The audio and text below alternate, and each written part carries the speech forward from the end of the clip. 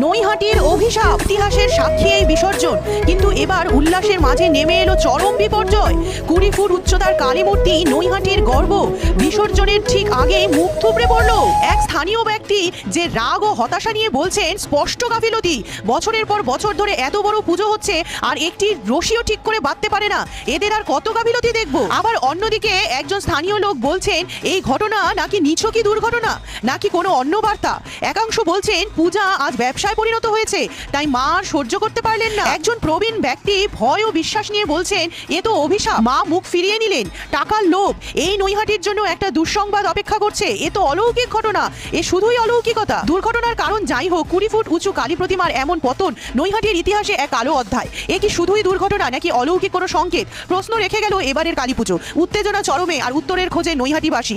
আপনাদের কি মনে হয় এ কি শুধুই অলৌকিকতা নাকি দুর্ঘটনা, নাকি এর পিছনে আছে কোনো ষড়যন্ত্র? এর মতামত